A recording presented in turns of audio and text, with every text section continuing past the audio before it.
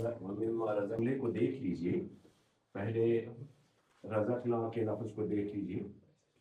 रज़क़ना हुम, दो लफ्ज़ हैं, एक है रज़क़ना और एक है हुम।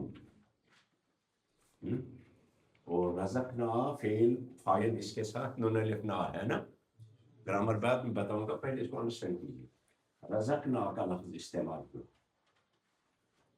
यानी इसका मानी है, एक है आतैनाहुम, आतैनाहुम एक मानी है, दूसरे मानी है आतैनाहुम, आतैनाहुम।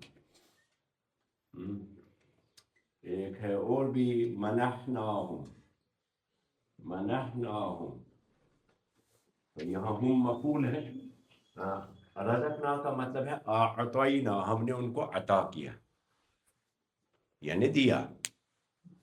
आतैना का मतलब भी है दिया, आता युती ईतान का मानी। और मनहना का मतलब भी होता है देना। लेकिन अल्लाह पाक ने, जैसे कि हमारे असलाफ ने, पहले लफ्ज़ों का मैं आज बताऊंगा, फिर इसकी तरकीब बताएंगे कि नाहव के एतबार से ये जुमला क्या है। पहले अल्फाज को देख लीजिए, और हमारा यही तरीका रहेगा कि पहले अल्फाज क्या है, क्या है वो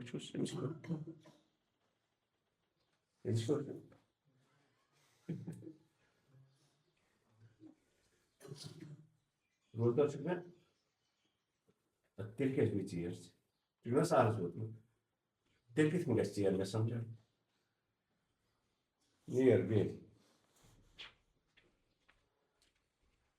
Tu hep kaç hesap ha? Ya sen nasıl bu bırak parun ma koy etken. Regular geç ve experience pढ़ ले. तुम बाकी क्लास शुरू। अच्छा, एक रज़क़नाहुम का मानी हमने क्या दिया, दूसरा वर्ड अअतैनाहुम। अअता युती इअता का मतलब भी होता है अता करना। दूसरा होता है आता युती ईतान, उसका अता याती रूट वर्ड है, बाकी फाल से आता युती ईतान मैंने देना। और फिर मनहना का मतलब है देना, जो कुछ हमने उनको दिया। लेकिन अल्लाह पाक ने इन तीनों लफ्ज़ों के बजाय या इस तरह के और लफ्ज़ों के बजाय रज़क़ना का लफ्ज़ फरमाया, इसलिए क्योंकि रज़क़ना के अंदर बनिस्बती आतैना के ज़्यादा मानी जो यहाँ बताने हैं। तो रज़क़ना के अंदर रुबूबियत का मादा है, आतैना में रुबूबियत का नहीं समझे। आतैना हमने आपको दे दिया, आतैतुकल कलम, मैंने आपको कलम दिया। इसमें रज़क़ा जो है, रज़क़ा का मतलब होता है रिज़्क़ देना, जिसकी बुनियाद पर आप जिंदा हो।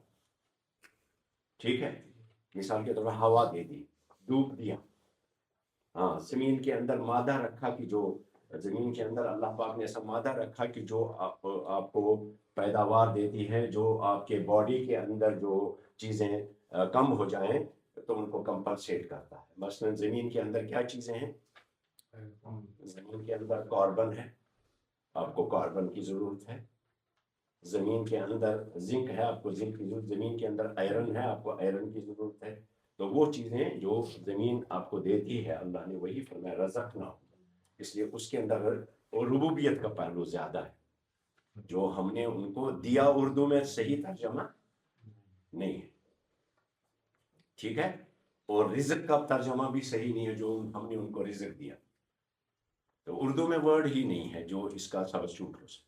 जब रज़क़नाहुम यानी हमने उनको जिंदा रहने के लिए जो चीज़ें हमने उनको दी बतौर रिज़्क़, तो कम व बेश थोड़ा कह सकते हैं जो रिज़्क़ हमने उनको दिया।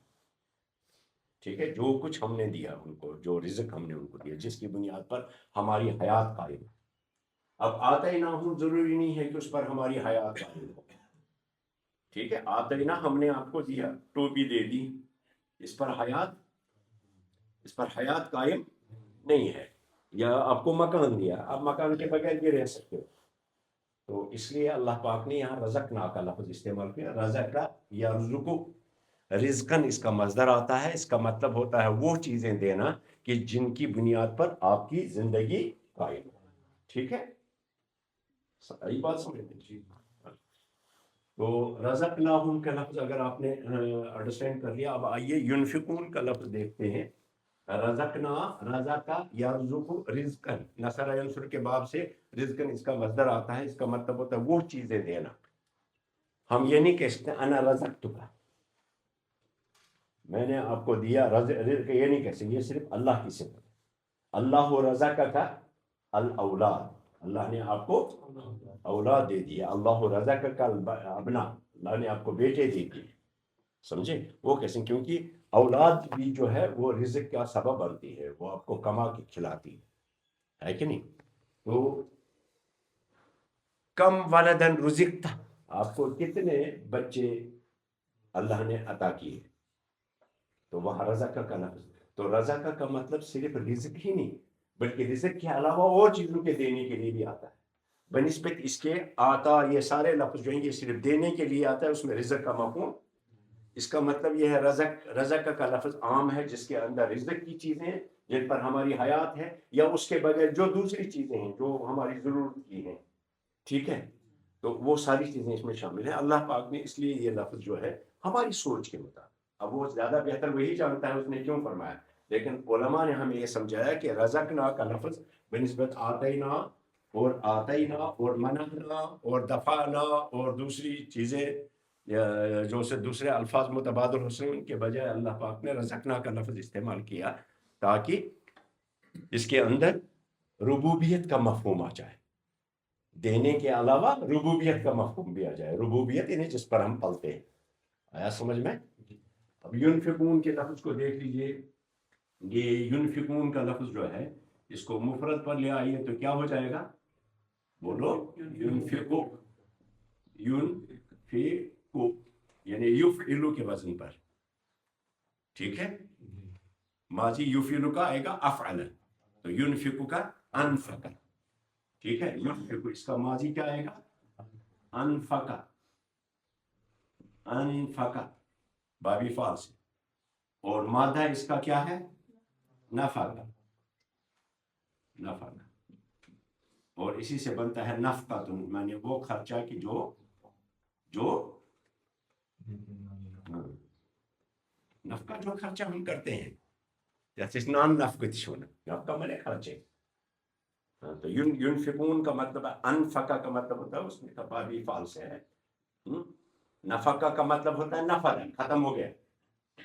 نفقہ میں نے ختم ہو گیا، لیکن جب اس کے اندر تادیہ پیدا کرنا ہو تو بابی فعل پر لے آئیں گے، بولیں گے انفقہ، کیا مطلب؟ خرچ کر دیا. سمجھ میں ہے؟ تو انفقہ پھر ینفقو. انفقہ نفقۃ مادہ ہے اس کا جو لازم معنی دیتا ہے. نفقہ یعنی نفد الشیء، چیز ختم ہو گئی، ہو چکی چیز، دے کر کے ختم ہو گئی. سمجھ میں؟ تو انفقہ ینفقو انفاق، اس سے بنتا ہے انفاق فی سبیل اللہ. قرآن پاک میں بکثرت یہ لفظ آپ کو ملے گا. آپ کی ٹوپی نہیں ہے؟ آپ کو بتا رہا ہوں اسے چینا ٹوپی سے چل گیا مجھے نینا چتھائی ہم سے سوتا تھا بھائی کیسا ہے ساج کم یادار گاگری مس کن جائے گو نہ تاش لیکھیں بس بالنے نہ تاش شاند میں دستال لجمس اور آج پاور گمت چکتی ہے آج. صبح جب جاگو گے نا تو دیکھو بچے آپ کی عمر میں سب سے چھوٹے ہو، اس لیے ورنہ میں آپ کو جگہ نہیں دیتا یہاں بیٹھنے. میں اپریشیٹ کرتا ہوں آپ کے اس کے باوجود اس عمر میں شوق ہونا دین کا، اس لیے آپ کو اجازت دے رہا ہوں. لیکن آپ اپنے تبدیلی لاؤ نا اپنے اس میں کیریکٹر ریگولر رہو تو آپ کو سمجھ میں آئے گی چیزیں، ورنہ دقت ہوگی آگے. تو انفقہ ینفقون خرچ کرتے. سمجھ میں؟ اگر یہاں تک آپ کو سمجھ میں، آپ دوسرے سٹیپ پہ چلے جائیں. اس کے بعد آئیے یہاں مما کے لفظ کو دیکھ لیجیے. یہ اصل میں واو تو عطف کے لیے ہے، مما دیکھیے یہ اصل میں من اور جمع ما. من حرف جار ہے، الجار ہے، اور یہ ما جو ہے یہ اسم موصول ہے. من حرف جار ہے، الجار، اور ما جو ہے یہ الموصولہ ہے، الموصولہ، ما موصولہ یہ الذی کے معنی میں آتی ہے، ٹھیک ہے۔ ما اور من ہمارا جو ہے، ما اور من نحو میں آپ پڑھتے بھی ہیں اور پڑھتے آگے بھی سیکھیں گے، ما اور من دونوں کبھی کبھی الذی کے معنی میں آتے ہیں، اس لیے من موصولہ اور ما موصولہ کہتے ہیں۔ اس ما کو جو الذی کے معنی میں آئے یا اس من کو جو الذی کے معنی میں، اس کو کیا کہتے ہیں ہم؟ من الموصولہ اور ما الموصولہ۔ تو اسم موصول پرسوں میں نے آپ کو بتایا کہ اسم موصول دو جملوں کو جوڑتا ہے۔ مثال کے طور پہ پرسوں کا جملہ مجھے بتائیے کیا بولا تھا میں نے؟ اس کی ترکیب بعد میں کریں گے، پہلے اس کو انڈرسٹینڈ کیجیے، اسی طرح سے آپ نے اس پر لکھیے، کس پر؟ نوٹ بک پر، جیسے میں نے بولا۔ تو کیا یہ موصولہ جو ہے الذی، یہ الذی سے پہلے ایک جملہ ہوتا ہے، مثال کے طور پہ ہمیں جاءنی الرجل، الرجل الذی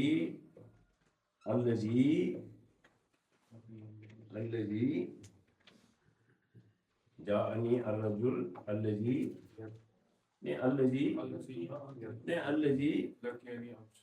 لقینی، یا الذی لقینی امس، ٹھیک ہے وہی لکھتے ہیں، لقینی یہ پرسوں بتایا تھا آپ کو، یاد بھی رہے، لقینی امس جو مجھے کل ملا۔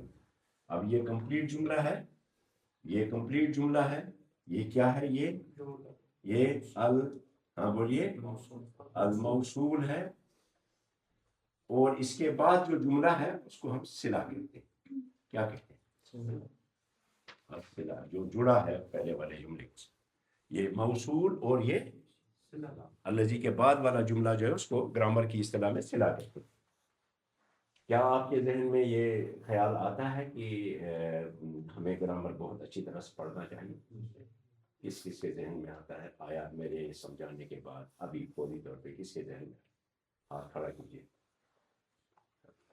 سب کے ذہن میں آنا چاہیے، ہے کہ نہیں؟ یعنی اچھی سمجھنی کہ اس کو ضروری گرامر سمجھو، گرامر سمجھنا ہمارے لیے کتنا ضروری ہے، اس کے بغیر قرآن پاک جو ہے اپنا سینہ آپ پر نہیں کھولے گا۔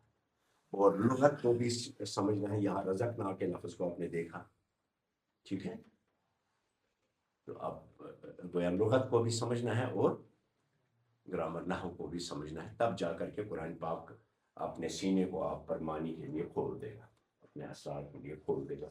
اب یہاں ہمارے پاس یہ تشریح کے بعد اگر آپ نے یہ لکھا تو آئیے ہم اس جملے کو بتاتے ہیں آپ کو یہ جملہ ہے کیا۔ تو یہ اس کو میں رب کروں، میں سمجھاتا ہوں۔ اس سٹیپ کو لکھنے کے بعد آپ نے لکھا اپنی نوٹ بکس پر، ایسے ہی لکھا، فوٹو اٹھا کر کے رکھیے، اگر کسی نے نہیں لکھا شام کو لکھے گا، آپ ڈال دیجئے فوٹو اس میں، ہو گیا۔ اب آئیے گرامر کے اعتبار سے اس کو دیکھتے ہیں۔ تو صلہ، موصول، یہ سب چیزیں آپ کو وہاں دیکھیں۔ تو اصل میں جملہ جو ہے، اصل جملہ جو ہے وہ ہے اس طرح سے، وَيُنْفِقُونَ مِمَّا رَزَقْنَاهُمْ۔ مما اصل میں کیا ہے؟ من اور ما، ادغام ہو گیا ہے، مما رزقناہم۔ اچھا، یہاں رزقناہم پر آپ نے غور کیا؟ رزقنا اصل میں تھا نون لکھنا، لیکن ناؤ المتکلمین قرآن پاک میں لکھنے کا دیکھیے انداز کیا ہے۔ رزقنا نون لکھنا ہے نا، ہوا رزق، ہیا رزقت، انت رزقت، انا رزقت، نحن رزقنا، تو نون لکھنا، لیکن یہاں آپ دیکھ رہے ہیں کہ رزقنا کس طرح سے لکھا گیا، پرانی رسم الخط، اس کو آپ ہٹا نہیں سکتے۔ یہ سمجھانے کے لیے امام مالک کا فتویٰ ہے کہ طلباء کو سمجھانے کے لیے استاد عام عربی رسم الخط میں لکھے گا، لیکن قرآن پاک میں اس کو بدل دیا تو اسرار چھوٹ جائیں گے، معنی چھوٹ جائیں گے، ٹھیک ہے، اس کو اپنے حساب سے لکھنا ہے کیونکہ توقیفی ہے۔ اچھا، وَيُنْفِقُونَ اصل میں کیا تھا؟ یہ عبارت کیا ہے؟ اس میں تقدیم و تاخیر، تقدیم و تاخیر کئی وجوہات کی بنیاد پر ہوتی ہے، اس میں ایک وجہ ہوتی ہے کسی چیز کے اندر تاکید پیدا کرنا، مثلا ضرب हामिदुन, ज़राबा क्या मतलब है? हामिद थे माँ, आप इनकार करेंगे नहीं, माँ ज़राबा।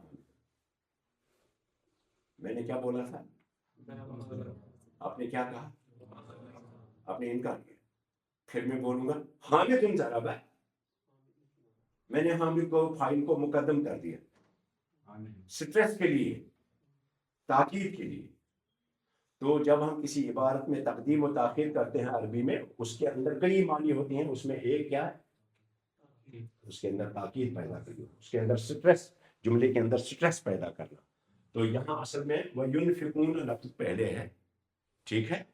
युनफिकून इसमें फेल है, वाव तो अतफ है, और ये मातूफ इबारत है मुत्तकीन की सिफत के तौर पे। ये तीसरी सिफत आ गई है। पहली सिफत क्या थी? अभी पहले बताता हूँ इसकी तंजील क्या है। वह युनफिकून वाव अतफ के बाद आई, युनफिकून फेल है, इसम है, युनफिकून फेल है, और फेल है फाइल उसके अंदर मौजूद है ना हुम का, यानी हुम युनफिकून फेल है, ठीक है? और वो खर्च करते हैं, क्या खर्च करते हैं? अब आगे देखिए जुमला, ये तो फेल है, इसको यहीं रहने दीजिए, इस जुमले को पहले देखते हैं। रज़क़ना क्या है? फेल है, ठीक है? देखिए अल फेल, और हुम क्या है? नहीं, फाइल नहीं है। रज़क़ना में रज़क़ फेल है, ना फाइल है ना, नाउल फाइल है, और हुम मफूल बिही है ना। अल फेल है और रज़क़ फेल है, ना फाइल है, ज़मीर है ना फेल के अंदर, और हुम मफूल बिही। रज़क़ना फेल बा फाइल, इसको कहते हैं फेल बा फाइल, बा फाइल यानी माअल फाइल, कि माअल फाइल, फाइल उसके अंदर क्या है? क्या है? नाउल फाइलिन, नाउल फाइलिन। कौन सी नाउल फाइलिन? नाउल फाइलिन कहते हैं। नून अलिफ ना जो है, मैंने जब ग्रामर बता रहा था आपको, इनके अलग अलग नाम है। नूनुन निस्वा, नूनुल मुखातबा, वावुल जमा है, अलिफुल इस्नाइन, नाउल फाइलिन। ये मैंने जब मैंने तस्रीफ सिखाई थी आपको बताया था। और अगर उसमें कोई दिक्कत है तो मैं एक बार फिर आपको समझा देता हूँ, कल या परसों देख लेना, अगर आपको याद नहीं रहता तो मैं बताऊंगा कि फेल के साथ जो ज़मीरें मिलती हैं उनको क्या कहते हैं। समझाया था मैंने आपको। अब जो आप में से उस दिन गैर हाजिर हो या एबसेंट माइंड हो, उसको याद नहीं, तो इसमें ये रज़क़ना जो है, रज़क़ना में रज़क़ तो फेल है, रज़क़ना हमने दिया, तो हम के लिए क्या लाया यहाँ? ना, तो वही फाइल है, हमने दिया, तो नाउल फाइलिन इसको कहते हैं। यानी जमा मुतकल्लिम में जो फाइल है वही है ना, तो फेल है और उसके साथ नाउल फाइलिन फाइल है, ठीक है? नाउल फाइल। और हुम जो है उनको दिया, ये देने का काम किस पर वाक़ा हुआ? हुम पर, तो ये अल मफूल है, अल मफूल बिही, अल मफूल बिही। अब फेल, देखिए फेल अपने फाइल और मफूल बिही से मिलकर के कौन सा जुमला बन गया? बोलिए, जुमला फेलिया। तो जुमला फेलिया जो है ये पूरा मिलकर के क्या बन गया? मिम्मा का, मिन जो है ये जार है, अल जार, और मा अल मजरूर, मजरूर जार मजरूर दोनों मिलकर के क्या बन गए? अस्सिला, सॉरी अल मौसूल, और ये पूरा जुमला फेलिया इधर ये सिला है, अस्सिला, ठीक है? या वयुनफिकून क्या खर्च करते हैं? दो जुमले आ गए, ये कंप्लीट मीनिंग देता है, ये इनकम्प्लीट मीनिंग देता है, और यही दूसरा जुमला फेलिया आकर के पहले वाले जुमले की सेंस को पूरा कर देता है। दो जुमले हैं, युनफिकून भी और मिम्मा रज़क़नाहुम, ये भी जुमला फेलिया है। दोनों मिलकर के इसकी सेंस को पूरा करते हैं, और जब फिर दोनों मिलते हैं, ये दोनों जुमले मिलकर के वाव अतफ के बाद मातूफ कहलाएंगे। वाव के बाद आया ना, वाव के बाद जो भी जुमला होगा वो मातूफ होगा, एक लफ्ज हो या ज्यादा लफ्ज हो उसको मातूफ कहेंगे ना। तो अतफ और मातूफ दोनों मिलकर के ये तीसरी सिफत हो गई मुत्तकीन की। आवाज समझ, तो क्या थोड़ा सा क्या हुआ? تھوڑا سا کیا ہوگا وہ آپ بول رہے تھے نا کیا بول رہا تھا؟ ہاں وہ اب یہی بتائیے نا، وَمِمَّا رَزَقْنَاهُمْ يُنْفِقُونَ، اصل میں وَيُنْفِقُونَ مِمَّا رَزَقْنَاهُمْ ہے، یہ تاکید کے لیے پہلے آ گیا ہے، کیا وَمِمَّا رَزَقْنَاهُمْ يُنْفِقُونَ بعد میں ہے، وَرَزَقْنَاهُمْ مِمَّا يُنْفِقُونَ، وَرَزَقْنَاهُمْ وَمِمَّا رَزَقْنَاهُمْ يُنْفِقُونَ تھا اصل میں، یہ جملہ ہے، لیکن اصل میں کیا تھا وَيُنْفِقُونَ مِمَّا رَزَقْنَاهُمْ، اب يُنْفِقُونَ پہلے کیوں آیا؟ تاکید کے لیے، اور خرچ کر دیتے ہیں جو کچھ بھی ہم نے ان کو دیا، جو کچھ بھی ہم نے ان کو دے دیا۔ اب یہاں پھر بات رضا کا کی ہے، آپ کو جو اللہ نے کھانے کے لیے دیا وہ بھی رزق ہے، جو طاقت اور قوت آپ کو دی ہے وہ بھی رزق ہے کہ نہیں، جس کی بنیاد پر آپ رزق کو کماتے ہیں۔ تو اللہ نے جو کچھ آپ کو دیا اس میں، اس کا مطلب ہے یہ ماں جو ہے یہ عام ہے، اللہ جی موصول، اس موصول ہے عام ہے، اس کے اندر ہر چیز ہے جو اللہ نے آپ کو دی، اس میں خدا کا حصہ ادا کرتے رہے، ٹھیک ہے۔ وَمِمَّا رَزَقْنَاهُمْ يُنْفِقُونَ، مومنو کیا چھو کہتے ہیں آپ سمجھ؟